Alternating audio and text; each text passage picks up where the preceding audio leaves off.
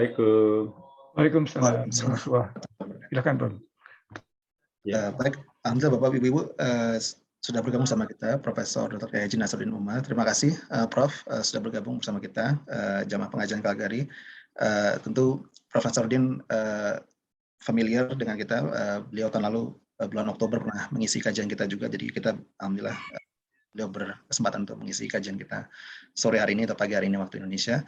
Temanya sekali lagi kontemplasi dan introspeksi menyambut tahun baru. Kepada Prof Nasaruddin Umar, waktu dan tempat kita persilahkan. Silakan Prof. Baik, bismillahirrahmanirrahim. Assalamualaikum warahmatullahi wabarakatuh. Waalaikumsalam warahmatullahi wabarakatuh. Alhamdulillah. Alhamdulillah wa syukurillah wa salatu wassalamu ala rasulillah. Sayyidina wa habibina wa syafi'ina wa maulana wa asba'ina qurrata a'yunina Muhammadin sallallahu alaihi wasallam. Ma ba'd. Ibu bapak yang sama-sama dimuliakan dan dicintai Allah Subhanahu wa taala. Marilah kita memulai pengajian kita dengan memohon kepada Allah Subhanahu wa taala semoga kita mendapatkan berkah di dalam pertemuan kita ini dengan membaca Ummul Quran atau Ummul Du'a ala hadhihi niyyah wa ala kulli niyatin salih wa ila hadratil Mustafa Nabi sallallahu alaihi wasallam. Al-Fatihah. A'udzu billahi minasy syaithanir rajim. Bismillahirrahmanirrahim. Alhamdulillahirabbil alamin. Ar-Rahmanir Rahim. Maliki yaumiddin. Iyyaka na'budu wa iyyaka nasta'in. Ihdinas siratal mustaqim. Siratal ladzina an'amta 'alaihim ghairil maghdubi 'alaihim waladdallin. Amin. Pada kesempatan ini izinkan saya untuk memulai kajian kita dengan membaca atau membahas Bismillahirrahmanirrahim. Rasulullah Sallallahu Alaihi Wasallam mengatakan, apapun yang kita akan kerjakan, awalilah dengan Bismillahirrahmanirrahim. Semua nabi, mulai dari Nabi Adam, sangat familiar dengan lafaz Bismillahirrahmanirrahim. Kenapa? Karena di situ menghimpun 3 nama Allah sekaligus, yaitu Allah yang kita kenal sebagai Lafzul Jalalah, dan ada Ar-Rahman serta ada Ar-Rahim. Ar-Rahman, Ar-Rahim itu adalah induknya Al-Asma'ul Husna. Segala sesuatu itu punya induk, dan induknya Asma'ul Husna ialah Rahman Ar-Rahim. Apa artinya Rahman Ar-Rahim? Maha Pengasih, Maha Penyayang.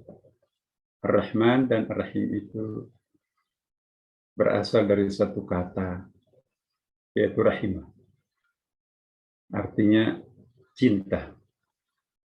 Dalam Al-Quran, dalam hadis Nabi disebutkan, seandainya seluruh kitab suci, yaitu Taurat, Injil, Zabur, Al-Quran,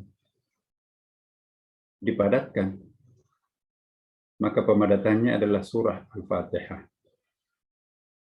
Dan pemadatan surah Al-Fatihah itu ialah ayat pertamanya Bismillahirrahmanirrahim. Sedangkan Bismillahirrahmanirrahim intinya adalah dua kata terakhirnya, yaitu Ar-Rahman Ar-Rahim, yang berasal dari satu akar kata, yaitu rahimah, artinya cinta. Jadi 6.666 ayat di dalam Al-Quran. Kalau dipadatkan, pemadatannya adalah cinta. Bisa dibayangkan. Apa artinya cinta? Cinta itu ya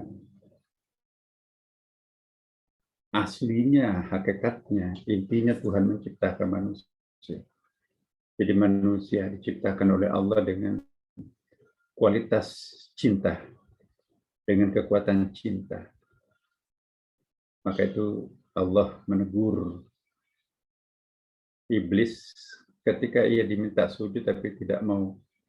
Lalu Allah mengatakan, "Ma mana'aka an tasjuda lima khalaqtu biyadayya." Hai Kang Iblis, kenapa engkau tidak mau sujud kepada manusia yang aku ciptakan dengan kedua tanganku? Khalaqtu di situ itu artinya handmade. Handmade itu buatan tangannya Allah, yang lainnya buatan pabrik. Satu-satunya buatan tangannya Allah adalah manusia. Dan bukan satu tangan, tapi biyadaya, kedua tanganku. Jadi Allah menciptakan manusia itu dengan penuh kesempurnaan. Iya. Kenapa disebut penuh kesempurnaan? Karena yang lainnya diciptakan satu tangan, ada tangan kanan atau tangan jalaliyah, ada yang diciptakan dengan tangan kiri jamaliyah. Satu-satunya makhluk Allah yang diciptakan dengan kedua tangan hanya manusia. Tangan maskulin, feminin. Itulah sebabnya satu-satunya makhluk Allah yang paling tepat untuk merepresentasikan dirinya hanya manusia. Malaikat yang diciptakan dengan full feminin. Tidak mungkin malaikat itu berdosa. La ya'sunallah. Kenapa? Karena memang tidak ada nafsunya malaikat itu. Jadi tidak ada sifat-sifat jalaliyah di dalam diri malaikat. Yang ada adalah sifat jamaliyah. Kalaupun ada yang dominan sekali adalah sifat jamaliyah. Nah, kebalikannya adalah iblis. Kualitasnya jalaliyah. Sedangkan manusia, kombinasi ideal antara jamaliyah dan jalaliyah. Bagaimana komposisi idealnya? Lihatlah Asmaul Husna. Asmaul Husna itu Bapak Ibu. 99 sifat Allah, nama Allah dalam Quran. Kalau kita analisis satu persatu, maka 80% nama-nama itu nama feminin. Hanya 20% nama maskulin. Dengan demikian, bisa disimpulkan bahwa karakter Allah yang dia perkenalkan kepada kita semuanya adalah dia memperkenalkan dirinya sebagai more than masculine God. Bukan more feminine God, bukan the masculine God. Kenapa? Karena hampir semua nama-nama yang diperkenalkannya menekankan dirinya sebagai Tuhan feminin. Jadi the feminine God, bukan masculine God. Itu pun juga nama-nama maskulin yang diperkenalkan dalam Al-Quran jarang terulang. Yang paling sering terulang itu ialah nama-nama feminin. Ar-Rahim dalam Al-Quran terulang 114 kali. Maha Penyayang. Ar-Rahman, Maha Pengasih, terulang 57 kali di dalam Al-Quran. Bandingkan dengan misalnya nama maskulinnya Al-Muntaqim, Maha Pendendam. Hanya terulang satu kali dalam Al-Quran. Al-Mutakabbir, Allah Maha Sombong, Maha Angkuh, terulang hanya satu kali dalam Al-Quran. Jadi lembaran-lembaran Al-Quran itu bertebaran nama-nama feminin Allah. Dan sangat langka kita temukan nama maskulin. Bahkan pembuka surahnya Allah permanenkan dengan Bismillahirrahmanirrahim. Dengan nama Allah yang Maha Pengasih, Maha Penyayang. Tidak ada satupun basmalah dalam Quran menggunakan nama maskulin. Misalnya Bismillahil-Qahhar wal Jabbar dengan nama Allah yang Maha Pemaksa dan Maha Keras. Gak ada. Gak ada Bismillahil-Mutakabbir wal Muntaqim dengan nama Allah yang Maha Angkuh dan Maha Pendendam. Tidak ada. Yang ada Bismillahirrahmanirrahim dengan nama Allah yang Maha Pengasih, Maha Penyayang. Perhatikan, halaman demi halaman bertaburan nama-nama feminin. Wallahu Ghafurur Rahim, Allah Maha Pengampun, Maha Penyayang. Ya kan? Innallaha afuwun karim, sesungguhnya Allah Maha Pemaaf dan Maha Mulia. Ya. Nama-nama seperti itu, Al-Latif, nama lembut, ya, As-Sabur, Maha Sabar, iya kan. Jadi Quran itu sendiri lebih menonjol sebagai kitab feminin. Dan Nabi Muhammad SAW disebutkan oleh hadisnya yang diriwayatkan Aisyah, karena khulquhu Al-Quran. Akhlaknya Nabi itu ialah Al-Quran. Sedangkan Quran itu adalah kitab feminin, berasal dari Tuhan yang feminin. Dengan demikian Nabi kita itu juga Nabi yang lebih menonjol sebagai feminine God, a feminine prophet. Jadi semuanya feminin. Tuhannya lebih feminin, kitab sucinya lebih feminin. Ya. Kemudian nabinya pun juga lebih menonjol sebagai nabi feminin. Dan ada hadis Nabi, takhallaqu bi akhlaqillah. Contohilah akhlaknya Allah. Bagaimana akhlaknya Allah? Lebih menonjol sebagai feminin. Aneh bin ajaib. Kok kenapa umatnya lebih sering kita melihat sebagai hamba yang maskulin? Padahal jelas-jelas Al-Quran mengatakan inni ja'ilun fil ardi khalifah. Aku menciptakan manusia di muka bumi ini untuk menjadi khalifah. Khalifah itu apa? Pengganti Tuhan, representative of God in the earth. Jadi representatif Allah di dalam bumi ini, dalam jagat raya ini. Dan dalam menjalankan fungsi kekhalifahan ini, kita tidak boleh menyimpan daripada Allah sebagai prototipe. Prototipe Allah sebagai pengelola bumi yang kita akan wakili di muka bumi ini. Apa kata Quran? Setelah membaca Bismillahirrahmanirrahim, ayat keduanya, Alhamdulillahi Rabbil Alamin. Ya kan? Segala puji bagi Allah.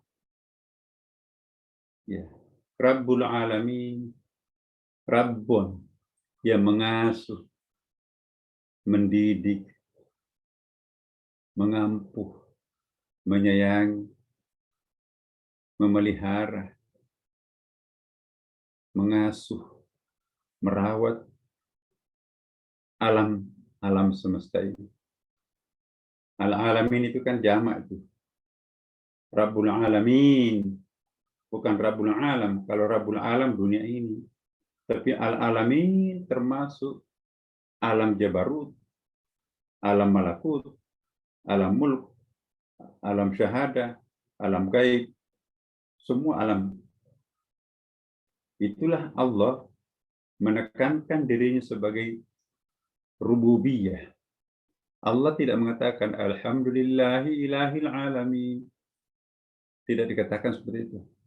Alhamdulillahirabbil alamin. Apa perbedaan Rabbun dengan ilahun?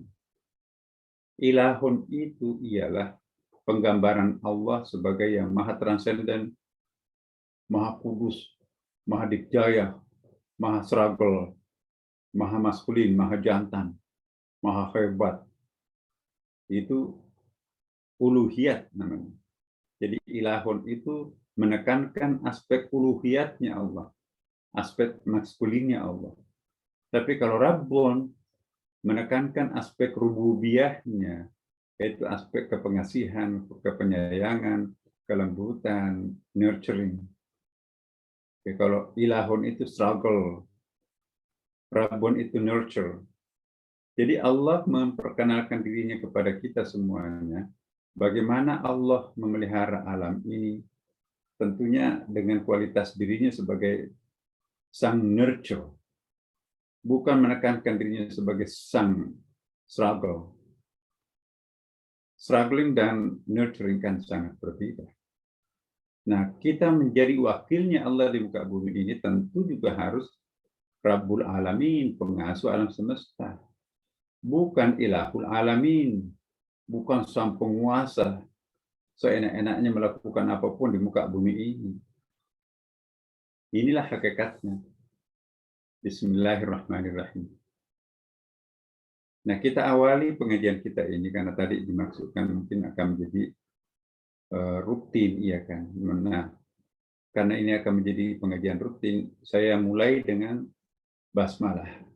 Karena apa yang harus kita lakukan harus baca basmalah. Iya. Nah, rahasia basmalah itu Bapak Ibu sekalian izinkan saya share ya. Basmalah itu sebetulnya apa artinya? Yaitu dengan nama Allah yang Maha Pengasih, Maha Penyayang. Kalau terjemahannya Cak Nur, almarhum Nur Khalis Majid, atas nama Allah. Jadi meniru bahasa Inggris itu in the name of God. Atas nama Allah kan. Nah, memang beda kalau kita mengatakan atas nama Allah yang Maha Pengasih, Maha Penyayang, yang lebih menonjol diri kita sebagai khalifah. Tapi kalau kita katakan dengan nama Allah, maka yang lebih menonjol diri kita sebagai seorang hamba. Seorang yang dhaif, seorang nothing, seorang yang tidak punya apa-apa. Karena itu sebetulnya dua-duanya punya kebenaran. Ya.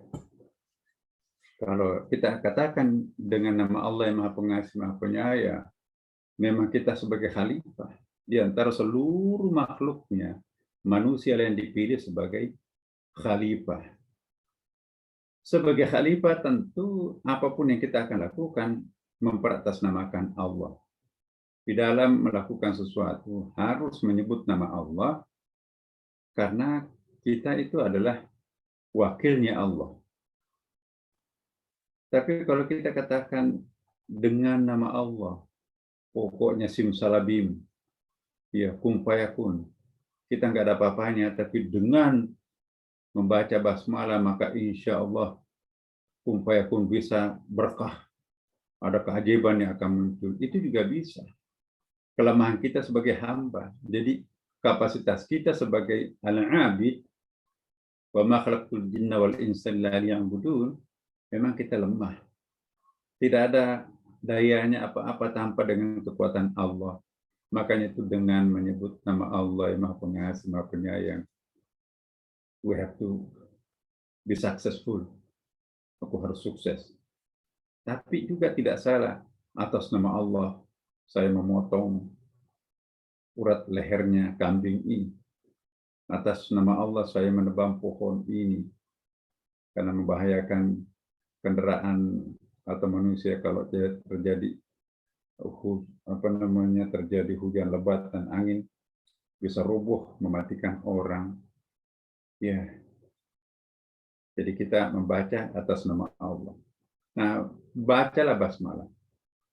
Yang dibaca para nabi kalau melakukan sesuatu bismillahirrahmanirrahim. Basmalah itu sangat penting.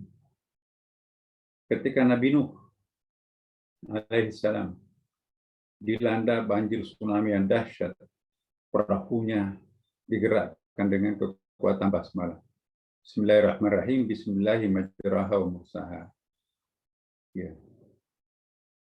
Dengan nama Allah yang menjalankan dan menghentikan. Yang dibaca Nabi Ibrahim dalam satu riwayat disebutkan, ketika dilemparkan ke lautan api oleh Namrud, Bismillahirrahmanirrahim. Qul ya naru kuni bardan wa salaman ala Ibrahim. Ya. Dengan menyebut nama Allah Maha Pengasih, Maha Penyayang. Wahai api, jadilah api yang dingin menyelamatkan. Seandainya tidak ada kata wassalaman, boleh jadi Nabi Ibrahim mati kedinginan di atas lautan api. Tapi bardan wassalaman, dingin yang menyelamatkan Nabi Ibrahim.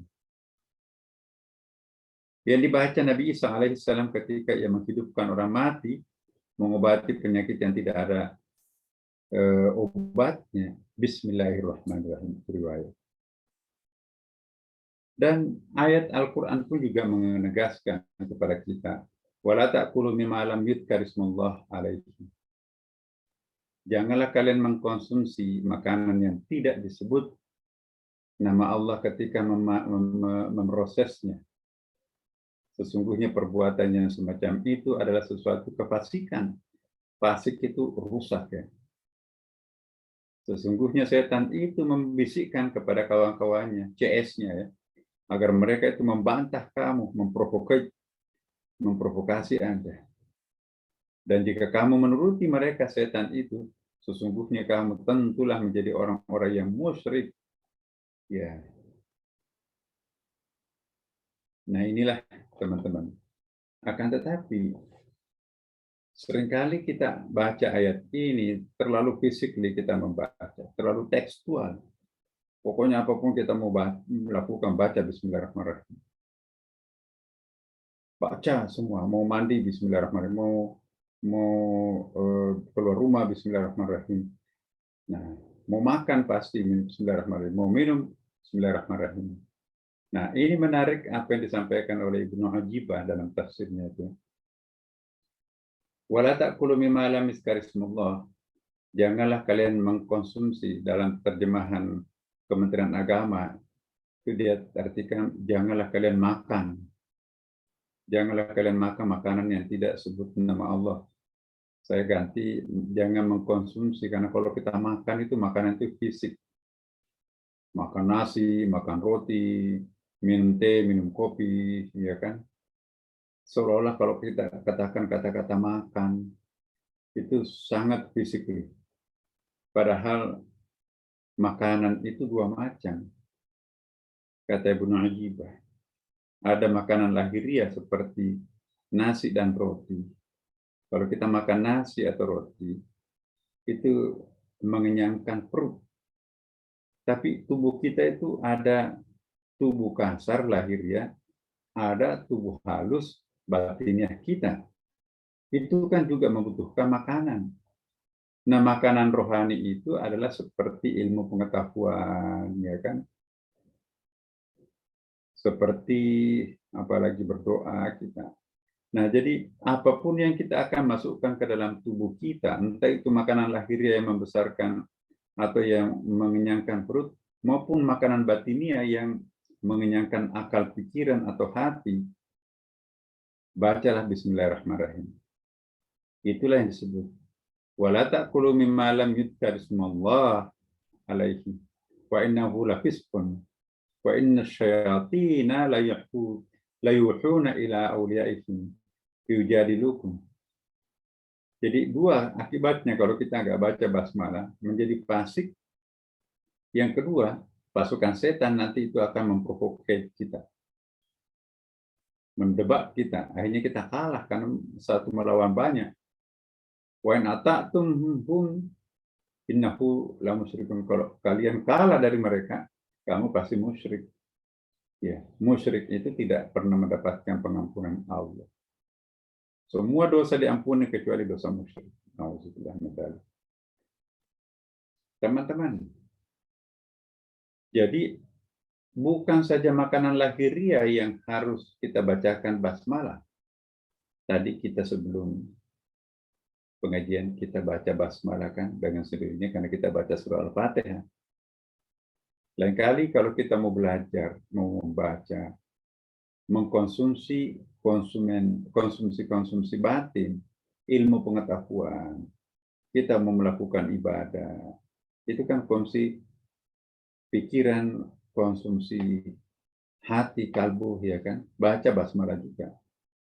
Jadi ketika Maryam ditanya oleh pamannya Zakaria, "Anna laki hada?" Hai ponakanku Maryam, ibunya Nabi Isa, Bunda Maria, ibunya Yesus Kristus dalam versi Kristen. Ya, kata pamannya, kamu kan nggak pernah keluar kamar, tapi kok kenapa mejanya ini penuh dengan makanan konsumsi istimewa? Sampai di dalam kitab-kitab tafsirnya juga sangat materialistik, ya kan? Wah, makanan musim dingin, padahal musim panas. Buah-buah musim panas, tapi sudah musim dingin. Kan nggak ada kulkas juga pada waktu itu kan. Jadi surprise pamannya. Dari mana kamu kan nggak pernah ke pasar, nggak pernah keluar-keluar, tapi selalu penuh meja makan ini. Ya, bayangan kita itu mungkin ada ayam, ada kambing, ada ikan, ya ada sayur apa gitu ya, bakso segala macam. Karena kalau kita bicara makan ya makanannya perut, lahiriah. Padahal Maryam itu adalah ahli sufa, ahli spiritual, sama dengan pamannya juga penjaga masjid. Dia tidak lagi materialistik. Hidupnya bukan untuk makan, tapi hidupnya untuk beribadah kepada Allah Subhanahu wa taala. Sehingga ada ulama tafsir mengatakan yang dimaksudkan annalaki hadza, dari mana makanan-makanan ini, bukan makanan lahiriah, tapi mungkin ada kata-kata hikmah, buku-buku atau buku-buku doa yang luar biasa bagusnya. Dari mana buku? Dari mana makanan ini? Jadi makanan lahiriah, makanan batin ini. Hada min fadli rabbi. Oh, itu dari Tuhanku. Jadi bukan Allah seperti pembantu mengantarkan piring makanan menu lengkap di atas mejanya Maryam. Tapi Allah menginspirasikan ke dalam pikirannya Maryam, lalu jadilah sebuah puisi dan jadilah sebuah doa dan jadilah sebuah kata-kata hikmah di situ. Itu kan makanan juga, tapi makanan batin. Nah, kalau kita baca kitab-kitab tafsir, wah itu makanan lezat, kayak orang tukang makan gitu kan, kayak kita. Dia enggak. Tapi lagi-lagi menurut Ibnu Ajibah, bagaimana caranya membaca basmalah? Membaca basmalah di sini bukan berarti Bismillahirrahmanirrahim. Enggak. Itu enggak banyak hasilnya. Mungkin dapat pahalanya, tapi enggak dapat efeknya. Jika ingin mendapatkan efeknya pembacaan basmalah itu, jangan hanya qomat kamit mulutnya menyebut nama Allah, tapi hadirkan yang punya nama di depannya. Bismillahirrahmanirrahim, dengan nama Allah yang Maha Pengasih, Maha Penyayang. Jadi hadirkan yang punya nama di hadapannya, baru mengkonsumsi makan, minum, baru belajar, baru berdoa. Itu kan makanan lahir batin, kita membaca doa sebelum memulainya. Nah, ini luar biasa. Selama ini kan kita mungkin nggak basmalah. Akhirnya kita diajari anak kita, papa kok belum basmalah? Anak-anak itu di TK itu kan diajarin benar disiplin itu. Doa dulu sebelum tidur, doa sebelum makan, doa bangun tidur, doa keluar rumah. Anak-anak kita di TK itu kan seringkali ngajarin kita itu. Nah, kita malah nggak hafal. Papa kok belum basmalah? Oh iya nak, maaf lupa. Bismillahirrahmanirrahim. Apakah basmalah itu sekedar mengucapkan? Enggak. Ibnu Ajibah mengatakan, hadirkan yang punya nama ketika membaca namanya, baru makan. Nah itu dia. Jika tidak, innahu lafiskun rusak kalian. Kata Rasulullah, sari-sari makanan yang masuk ke dalamnya itu bercampur iblis. Lama-kelamaan kita kebanjiran iblis di dalam batin, lalu ada perkampungan iblis. kemudian iblis itu membangun istana kerajaan dalam kalbu kita sendiri. Ciri-cirinya orang yang punya istana iblis dalam kalbunya, kalau marah itu gemetar. Kalau marah itu berubah mukanya, merah. Kalau marah itu pintu dibanting, piring melayang, suara teriak kanan kiri, kesetanan. Bukan dia yang sebenarnya marah, ya, tapi kolaborasi setan yang bersarang atau membuat istana di hatinya. Badannya gemetar saking marahnya. Orang itu kesetanan. Yang ada dalam kalbunya itu setan-setannya itu terusik seperti lebah yang serainya diusik, bawa terbangan semuanya itu. Nah ini berterbangan piring, pintu di banting, kemudian dia piring diterbangkan semuanya. Ya, bahkan aku ceraikan kamu. Wah, kadang-kadang tuh ya seperti itu. Nah itu kesetanan tuh.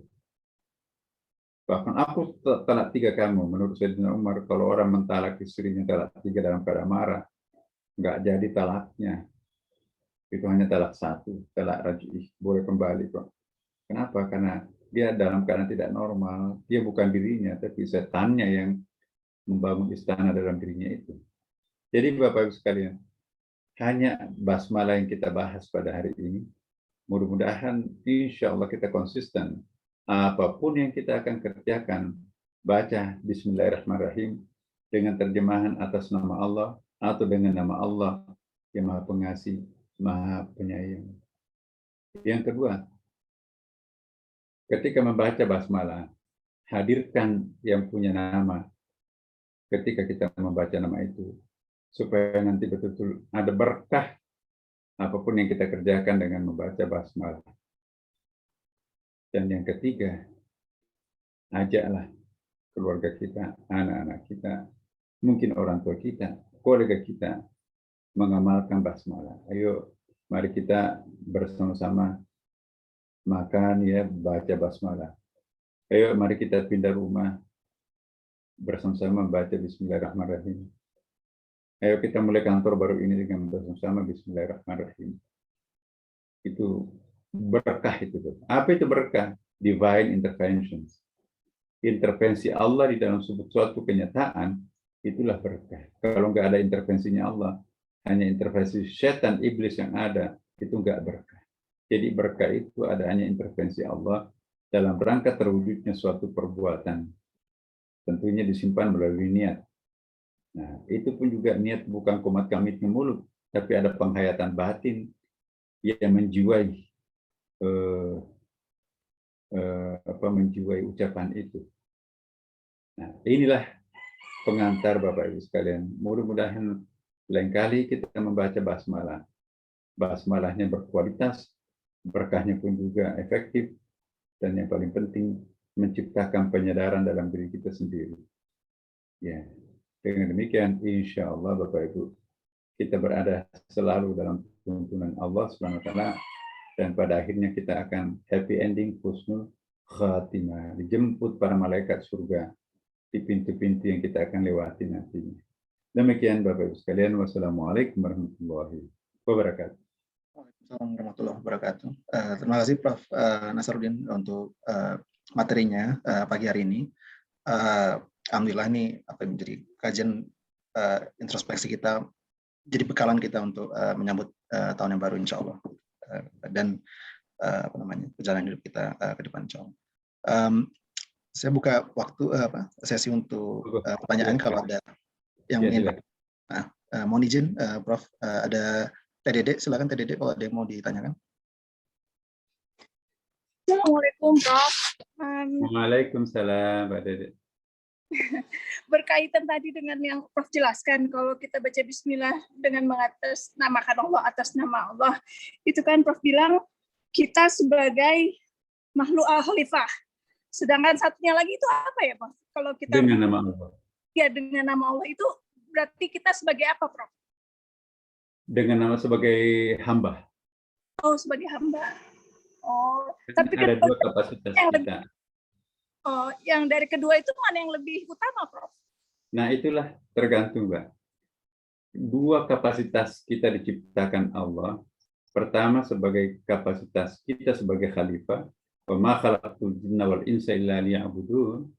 Yang kedua kapasitas kita sebagai hamba. Ya kan? Ini jauh lebih dari khalifah. Jadi ayatnya tertukar. Kalau kita sebagai hamba ini wa ma khalaqtul jinna wal insa illa liya'budun. Ya, kami tidak menciptakan jin dan manusia melainkan sebagai hamba. Jadi tanggung jawab kita hidup ini sebagai hamba yang harus mengabdi kepada Allah. Itu paralel dengan terjemahan dengan nama Allah yang Maha Pengasih. Aku tidak punya daya apapun, Engkaulah segalanya. Maka itu dengan membaca nama Allah, insya Allah kami akan mendapatkan kekuatan. Tapi kalau kita membaca dengan membaca atas nama Allah, kapasitas kita sebagai khalifah. Karena kita bukan makhluk main-main. Itu ciptaan seriusnya Allah. Atas nama Allah yang Maha Pengasih. Itu khalifah. Jadi kalau kita sebagai khalifah, terjemahannya atas nama Allah. Kalau kita sebagai hamba, terjemahannya dengan nama Allah. Iya, saya kira gitu, Mbak. Terima kasih, Prof. Yuk. Terima kasih, Prof. Ansarudin. Ada Mbak Yulini yang angkat tangan. Silakan, Mbak Yulini. Ya, Assalamualaikum Pak Ustadz, Pak Profesor. Waalaikumsalam, Mbak.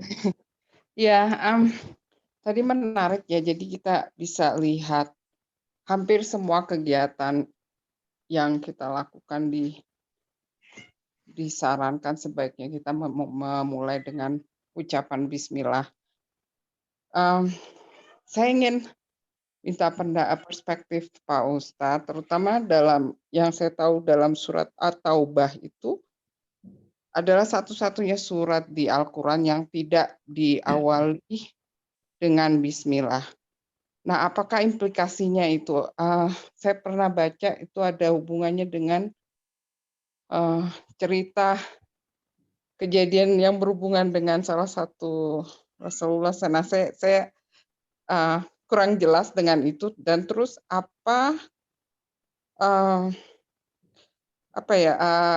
konsekuensinya kalau misalnya kita baca surat itu tapi ternyata Bismillah tanpa sengaja kita ucapkan karena kebiasaan membaca surat-surat yang lain. Itu aja kayaknya pertanyaan saya. Terus yang kedua, apakah ada contoh lain atau salah satu kegiatan apa yang kita lakukan itu sebaiknya tidak menggunakan Bismillah, memulai dengan Bismillah. Itu aja Pak Ustadz. Iya, Pak. Terima kasih. Baik, ada hikmahnya. Kenapa tidak ada basmalah dalam surat Taubah? Pendapatnya ulama itu banyak. Pertama, isinya surat Taubah itu kan penuh dengan peperangan. Jadi peperangan itu sadis ya, bahkan ada di situ. Wa yaqtuluna al-anbiya bighairi haqq, membunuh, memerangi nabi yang mestinya nabi itu dikasihi, tetapi malah justru mau dibunuh, mau dihancurkan.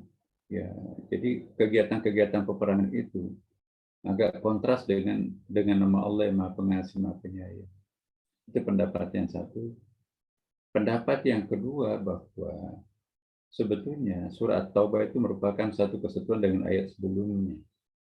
Ya, jadi surat Taubah itu kan kalau kita lihat di dalam Al-Quran itu surah yang ke-9. Nah, sebetulnya surat Taubah itu kata ulama tafsir bagian daripada surah Al-A'raf. Nah, kemudian bagian surah Al-Anfal ya. Surah ke-8 itu kan surah Al-Anfal, baru surah Taubah.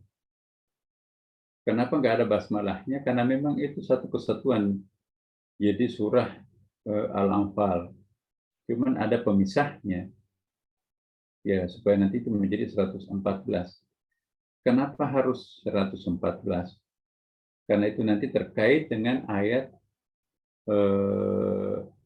wa 'alaiha 19. Ya, dan di atasnya ada angka 19. Apa itu rumus 19? Karena begini, Al-Quran itu mungkin kita bisa melihat bukunya Profesor Asad Khalifah, dan ada juga ulama Mesir satu, kemudian juga Profesor Roger Berg dalam buku Prancisnya itu Relais de la Quran. Quran itu diciptakan atau disusun berdasarkan rumus matematika 19. Dalam ilmu matematik, angka yang paling berat untuk digunakan sebagai pembagi kombinasi angka paling bawah dan paling tinggi. Paling bawah 1, paling tinggi 9, jadi 19. Dan Al-Quran dirumuskan dengan menggunakan rumus angka 19. Wa 'alaiha 19. Itu dalam surah At-Takwir. Dari dulu orang nggak pernah paham apa itu angka 19. Ada yang mengartikan 19 petala langit, dan mengatakan 19 jenis malaikat. Tapi setelah komputer muncul, Rashad Khalifah itulah yang memulai bahwa Masya Allah, Subhanallah, Quran itu disusun berdasarkan komponen komposisi 19. Apa maksudnya? Misalnya gini, Quran itu kan 114 surah. Nah, kalau Quran satu surah berarti hanya 113, tidak bisa dibagi 19. 114 surah itu dibagi 19 sama dengan 6. Ya. Seandainya ada basmalahnya surah At-Taubah, maka jumlah basmalah dalam Al-Quran 114 itu bertambah 1, menjadi 115. Menjadinya tidak bisa dibagi 19. Kenapa? Karena ada surah At-Taubah tidak ada basmalahnya, tapi ada satu surah juga double basmalahnya. Satu di awal surah, satu dalam batang tubuh surah itu, yaitu surah An-Naml. Suratnya Nabi Sulaiman kepada Ratu Balqis, innahu min Sulaimana wa innahu bismillahirrahmanirrahim. Ya, jadi surah An-Naml itu jatah basmalahnya atau lari ke sana menjadi batang tubuh. Nah, kalau tidak menjadi satu surah atau itu berarti surahnya Al-Quran itu 113, nggak bisa dibagi 19. Kalau ada basmalahnya surah At-Taubah berarti tidak bisa dibagi 19 karena jumlah basmalahnya itu 115. Nah, inilah luar biasa. Bismillahirrahmanirrahim itu sendiri kan jumlahnya hurufnya itu 19. Kalau dalam bahasa Arab itu tasydid dan mad itu kan dihitung juga.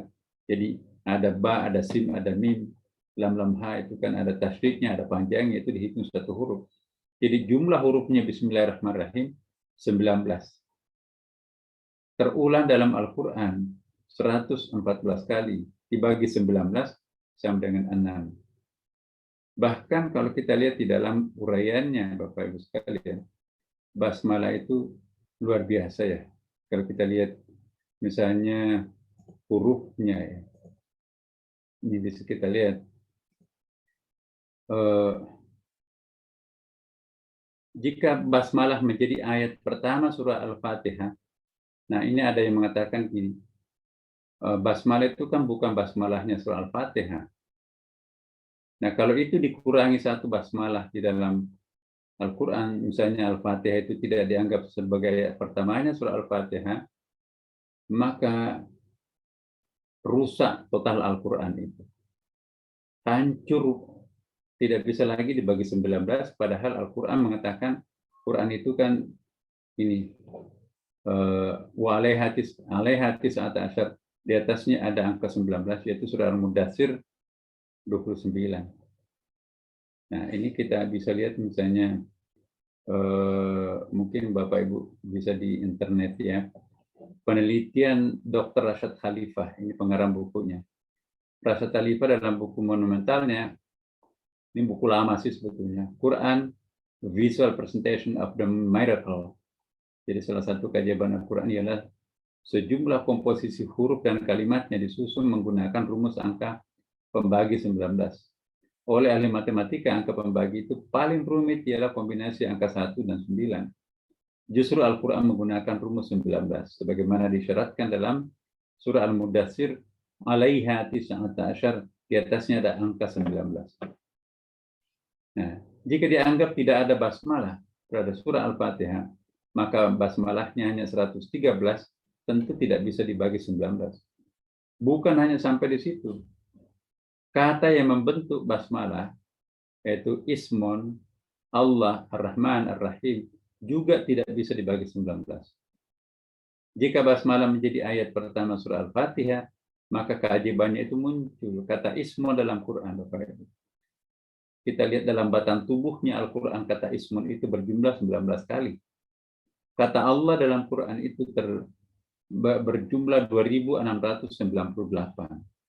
Dibagi 19 sama dengan 142. Kata Ar-Rahman terulang 57 kali, dibagi 19 sama dengan 3. Kata Ar-Rahim terulang 114, dibagi 19 sama dengan 6. Jadi inilah keluar biasaannya. Bukan saja Rasad Khalifah, tapi juga Fahru Razi pernah juga mengungkapkan hal yang mirip ya.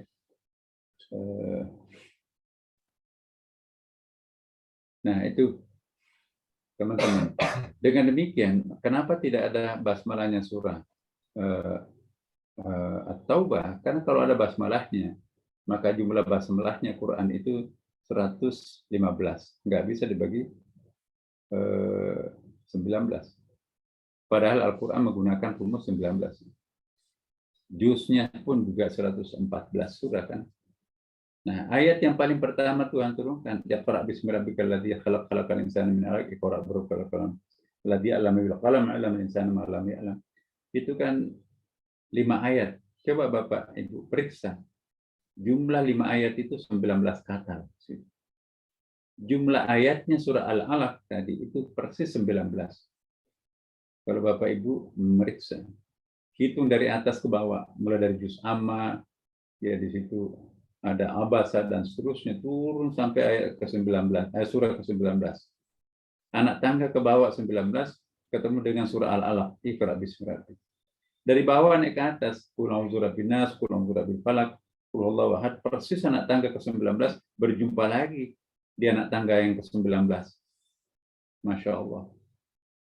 Dan itu pun juga dikaitkan dengan fawatihus suwar. Alif, lam, mim. Itu ternyata itu kode komputer. Seluruh kosakata yang diawali dengan alif, lam, dan mim dalam surah Al-Baqarah itu 3 juz. Bisa komputer disuruh ngedit itu ya. Ya, di indeks Al-Quran. Gampang kok itu. Semua kosakata yang diawali dengan alif, jejer dari atas ke bawah. Jumlahkan di bawah itu sama dengan sekian. Bisa dibagi 19. Kalau nggak bisa dibagi 19, itu Quran palsu. Dari samping alif tambah lam tambah mim sama dengan sekian, itu Quran palsu kalau tidak bisa dibagi 19. Ada sekitar 10 ayat diawali dengan alif lam mim, semuanya sama. Kaf, ha, ya, ain, sad, seluruh kosakata dalam surah Maryam itu ya, berapa yang diawali dengan kaf, ha, ya, ain, sad, persis itu 19. Ya, jadi surah Nun dan surah Qaf itu jumlah kosakatanya, Qafnya di situ juga 19. Alif lam mim, alif lam ra, ta sin mim, ha mim, yasin, taha, shad, semua kosakata yang itu tadi bisa menjadi pembagi 19.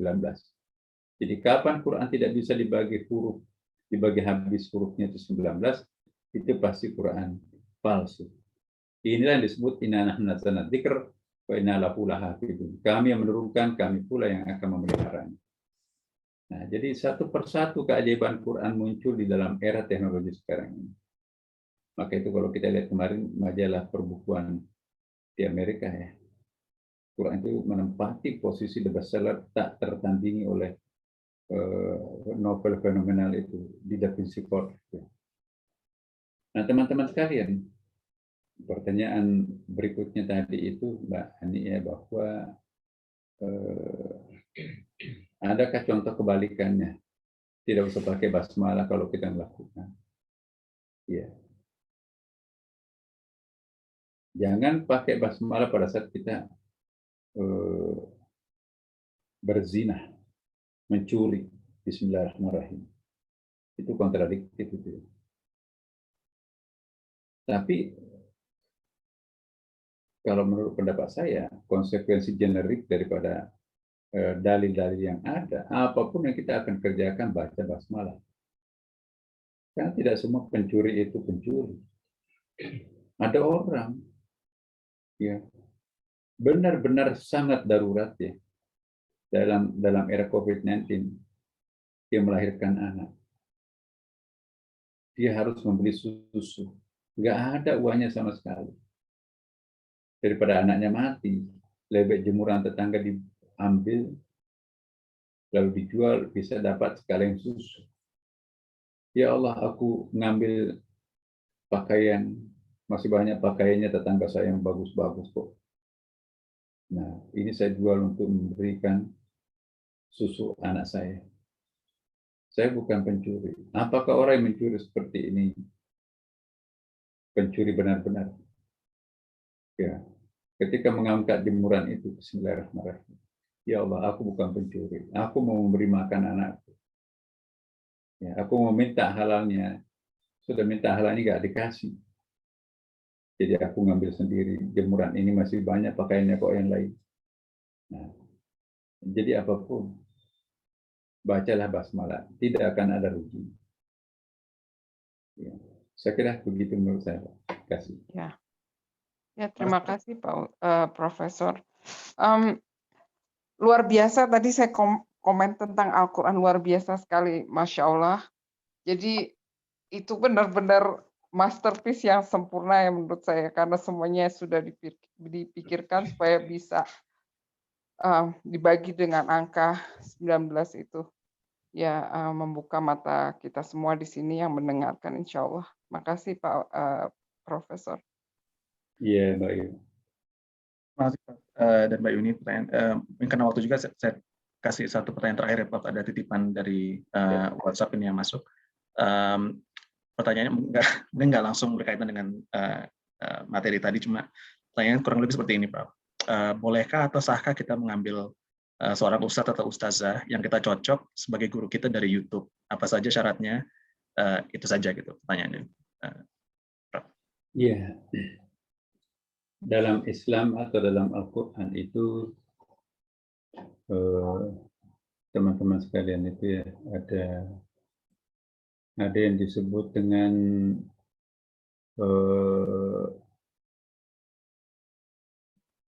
personal teacher dan ada impersonal teachers. Ya.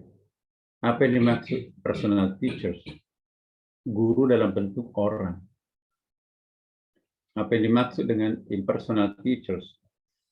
Guru yang tidak dalam bentuk orang, tetapi dari dari benda-benda dari alam semesta. Saya memberikan satu contoh, itu yang saya share ya. Apa yang dimaksud dengan impersonal teachers? Itulah ilmu laduni, tapi di sini tidak terkait dengan ilmu laduni dengan pertanyaan tadi. Jadi merujuk kepada impersonal teachers. Alangkah miskinnya seorang murid kalau gurunya hanya personal teacher. YouTube itu juga bisa kita kategorikan impersonal teachers, walaupun juga nanti pada akhirnya kita ketemu orang juga. Tapi ada yang benar-benar impersonal teachers. Misalnya dalam Al-Quran itu diperkenalkan merujuk kepada pohon. Ya, surah Al-Qasas di situ disebutkan. Falamma ataha nudiya min syatil wadil aymani fil buqatil mubarakah min asy-syajar ayya Musa inni ana Allahu rabbul alamin. Jadi gurunya Nabi Musa itu ranting pohon. Ceritanya kan dia nyasar tuh. Pengantin baru mau pulang ke rumah orang tuanya ya. Nah, tapi tersesat di hutan lebat. Tinggal di sini sebentar, Mbak ya istrinya tuh. Aku turun ke bawah itu ada perapian di bawah itu. Siapa tahu ada tanda-tanda kehidupan dari asap itu. Ada perapian di situ. Begitu sampai ke situ nggak ada orang. Mau nanya jalan keluarnya hutan belantaranya kemana. Begitu dia mau tinggalkan, maka tiba-tiba ia dipanggil oleh sebatang pohon. Pohon kayu itulah nanti yang memberikan kearifan terhadap Nabi Musa. Jadi batang pohon adalah guru. Nah, kemudian juga merujuk kepada burung. Wa warasa Sulaiman Dawud wa qala ya ayyuhan nasu ulimna mantiqat tayr. Jadi burung hudhud itu adalah gurunya Nabi Musa. Gurunya Nabi Sulaiman. Jadi burung pun bisa berfungsi sebagai guru. Dalam Quran seperti itu. Ada merujuk kepada gunung. Yang dari ilal jabali fa'in. Jadi gunung itu bisa memberikan pembelajaran terhadap orang. Ada merujuk kepada malaikat. Malaikat pun juga bisa menjadi guru. Itu bukan person. Mewarai hijab itu kan. Merujuk kepada nabi. Tentu memang ini orang ini ya. Tetapi nabi yang sudah wafat kan.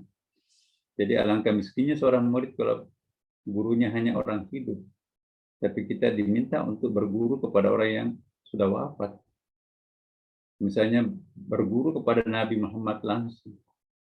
Karena Nabi itu kan, coba kita lihat, semua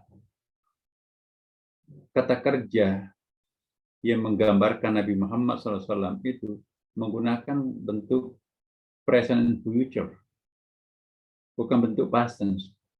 Dalam kaidah bahasa Arab, apabila seperti ini keadaannya, berarti itu masih ada komunikasi aktif yang bisa terjadi. Dengan demikian, Nabi masih bisa mengajarkan, masih bisa mensucikan diri, masih bisa mengajarkan sesuatu yang unknowable, bukan not only unknown, tapi unknowable also. Ya, itu Nabi itu, divine knowledge. Nabi secara biologis mungkin memang mati, tapi secara rohani dia masih proaktif. Kenapa? Semua bentuk kerja kata Nabi, bentuk kata kerja yang digunakan ketika menggambarkan Rasulullah itu fi'il mudhari, bukan fi'il madi. Jadi bentuk present and future, bukan bentuk past tense. Ya, innallaha malaikatahu yusalluna 'alan nabi. Itu fi'il mudhari, present, bentuk present juga kan. Sesungguhnya Allah dan para malaikatnya dulu, sekarang dan akan datang selalu berselawat kepada Nabi. Jadi kalau Nabi sudah wafat, ngapain selawat-selawatan segala macam. Tapi Allah memerintahkan kita berselawat kepada orang Nabi, padahal 14 abad yang lampau sudah wafat kan. Nah itu merujuk kepada alam makrokosmos. Kita bisa belajar kepada gunung, langit, apa segala macam, bintang. Nah, merujuk kepada alam mikrokosmos. Merujuk kepada mukasyafah ini. Mukasyafah itu ya ada spontanitas yang muncul, divine inspiration itu ya, divine insight itu muncul. Merujuk kepada mimpi, mimpi juga itu ya, mimpi kan kita seolah-olah selama ini nggak percaya, padahal dalam Quran 5 macam mimpi kan. Ada mimpi dalam bentuk hulm, mimpi basah itu pertanda dewasa. Ada mimpi dalam bentuk manamat. Ya, kalau menolak mimpi berarti gugurlah hukumnya menyembelih kurban setiap Idul Adha itu, karena dasarnya mimpi kan. Ada mimpi dalam bentuk ru'ya. Ya, ini itu ada Isra Qurban, jadi mimpinya Nabi Yusuf itu antara tidur dan tidak, itu ru'ya. Nah, merujuk kepada ilham. Ya, divine inspiration ini, fa'alhamaha fujuraha. Merujuk kepada intuisi. Intuition ini juga kata hati kita yang paling dalam, istafti qalbah ada. Nah, jadi itulah YouTube boleh kita belajar. Kriterianya sepanjang itu bisa mendekatkan diri kita kepada Allah.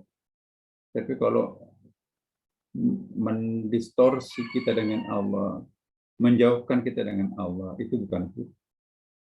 Guru apa sih? Guru itu bahasa Sanskerta. Guru itu dari dua akar kata. Gu artinya kegelapan, ru artinya obor. Jadi guru ialah obor yang mengusir kegelapan. Gitu. Guru adalah obor yang mengusir kegelapan. Dengan demikian, teman-teman, boleh kita berguru kepada YouTube. Seperti ini kan kita sebetulnya adalah ada komunikasi interaktif ya. Nah, kalau kita lihat YouTube saya banyak gitu ya. Seandainya ini bisa kita ikuti, jadi bisa juga itu. Saya juga belajar kepada kawan-kawan kita melalui YouTube juga. Jadi semua sarana yang bisa menciptakan, melahirkan inspirasi itu adalah boleh. Yang tidak boleh itu kalau nanti menjauhkan jarak kita dengan Allah SWT. Saya kira gitu, Adilah. Terima kasih Prof. Nasruddin untuk tanggapannya dan juga untuk materinya pagi hari ini. Kalau boleh kami minta izin Prof. Nasruddin untuk menutup kajian kita malam hari ini atau hari ini waktu Indonesia dengan doa wabil khusus untuk jamaah kita atau saudara-saudara kita mungkin yang sedang sakit atau yang sedang tertimpa musibah, mungkin juga bisa kita bantu doakan insya Allah. Silakan Prof. Baik, kepada teman-teman semuanya, mari kita berdoa. Ingatlah orang-orang yang perlu kita doakan. Mungkin ada di antara kita keluarga terdekatnya belum bisa disentuh air wudhu, belum mau sujud. Mungkin juga ada orang tua kita yang sakit, atau mungkin juga sudah wafat, tapi kita perlu mendoakan mereka agar dosanya diampunkan, kemudian juga amalnya diterima baik. Tentu kita pun juga, semoga kita dijemput dalam keadaan husnul khatimah. Dan jangan lupa anak kita pun juga cucu kita titipkan kepada Allah yang Maha Sempurna, karena untuk menutupi kelemahan anak-anak kita kan. Semoga menjadi anak yang saleh-salehah walaupun di negeri orang. Ala hadhihi niyyah wa ala kulli niyatin salih. Wa ila hadratil Mustafa Nabi sallallahu alaihi wasallam wa ala alihi washabihi wa man tabi'ahu ila yaumil Al-Fatihah. A'udzu billahi minasyaitonir rajim. Bismillahirrahmanirrahim. Alhamdulillahi rabbil alamin arrahmanir rahim maliki yaumiddin. Iyyaka na'budu wa iyyaka nasta'in. Ihdinas siratal mustaqim. Siratal ladzina an'amta 'alaihim ghairil maghdubi 'alaihim waladdallin. Ya Allah ya Rahman ya Rahim Rahman ya Rahman Rahim. Allahumma inna nasta'inuka wa nastaghfiruka wa nastaghfiruka wa natubu ilayka wa nu'minu bika wa natawakkalu 'alaik wa nuthni 'alaika al-khaira kullahu wa nashkuruka wa nakfura. Allahumma iyyaka na'budu wa laka nusalli wa nasjudu ilayka nas'alu wa narju rahmataka wa nakhsha 'adzabak. Inna 'adzabaka bil kufari muhaq. Allahumma inna nas'aluka salamatan fid din wa 'afiyatan fil jasad wa ziyaratan fil 'ilm wa barakatan fil rizq wa taubatan qabla al-maut wa rahmatan ila al-maut wa maghfiratan ba'da al-maut. Allahumma hawwin alaina fi fikratil maut wa najatan minan nar wa rafa ila hisab. Allahumma aslih lana dinana allati huwa ismatu amrina wa aslih lana dunyana allati fiha ma'ashuna wa aslih akhiratana allati fiha ma'aduna waj'al al-hayata ziyadatan lana min kulli khair wal mauta rahatan min kulli syarr. Allahumma rabbi zidna ilman mubaraka warzuqna fahma radina billahi rabbil bil islam dinina bi muhammadin nabiyyi sallallahu. Rabbi rahmukumma kama rabbana shighara rabbana atina fid dunya hasanah wa fil akhirati hasanah wa qina adzabannar. Walhamdulillahi rabbil alamin. Assalamualaikum warahmatullahi wabarakatuh. Waalaikumsalam warahmatullahi wabarakatuh. Terima kasih Prof. Nasruddin atas waktunya sekali lagi sudah bergabung bersama kita. Insya Allah silaturahmi ini bisa kita jaga dan kita bisa berjumpa lagi di kesempatan mendatang insya Allah. Bapak Ibu terima kasih sudah bergabung bersama kita malam hari ini waktu Calgary, pagi hari ini waktu Indonesia. Insya Allah kita berjumpa di lain kesempatan. Mohon maaf atas segala kekurangan dan kesalahan. Wabillahi taufiq wal hidayah. Wassalamualaikum warahmatullahi wabarakatuh. Waalaikumsalam. Waalaikumsalam warahmatullahi wabarakatuh. Salam semua kawan-kawan di sana. Ya. Terima kasih Pak Ustadz. Barakallah. Terima kasih. Saya mohon